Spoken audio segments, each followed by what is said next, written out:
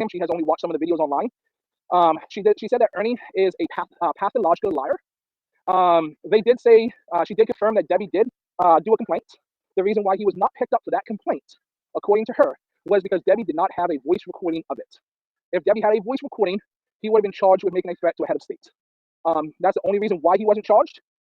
They have spoken to him multiple times, she said. She doesn't know if it was 2 or 3 times, but she said that she'll get back to me at 3:30.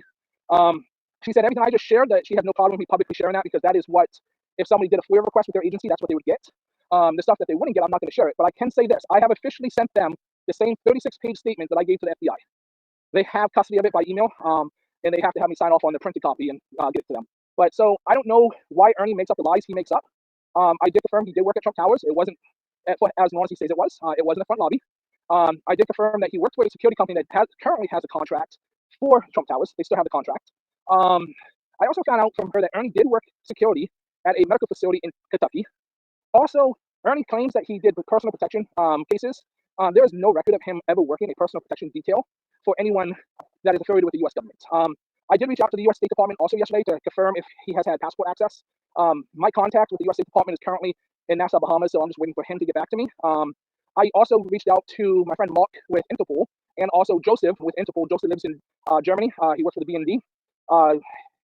There is no history of Ernie leaving the United States at any time with a passport or with Interpol. Now, Ernie has been reported to ICAC, and there is records with Interpol, with ICAC, that ICAC made to Interpol. I don't know if I'm saying the abbreviation correct. And that's an ongoing case currently.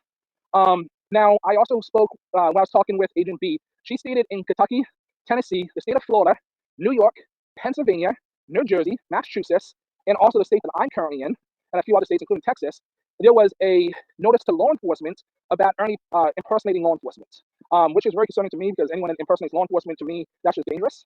I know Ernie's going to do a live and say that I'm lying or whatever, but there has been multiple notices sent out.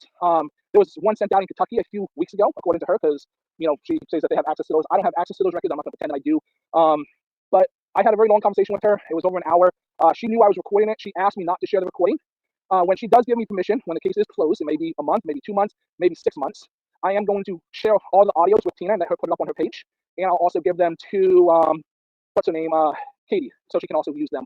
I asked her if they believe Ernie is dangerous, and her response to me was this. If you have a man that is dressing as a police officer that may pull over a young lady, impersonate a cop, that has a history of sexual abuse towards women in Florida that couldn't be proved, would you think they're dangerous? I was like, yeah.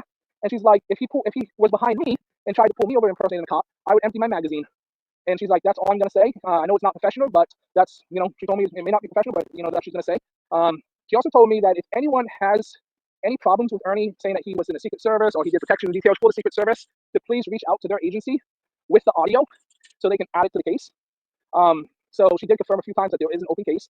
I told her that Ernie stated that they closed the cases and that he never got in trouble because they let him walk out of the room. And she stated, she told me, you know how it works, right? Just because we allow somebody to walk out doesn't mean that we're not investigating them. It doesn't mean that we didn't transfer it to a different agency. She said that she personally knows that there's other agencies looking into Ernie currently. She asked me if I knew what state he currently was in. I told her that he claimed that he was in California, and she said, okay, I'll let California know. It was a very interesting conversation. I'm not going to share everything. I do have the audio. She knew I was recording. I notified. She asked me not to share it until their investigation is closed. She's going to call me back at 3:30.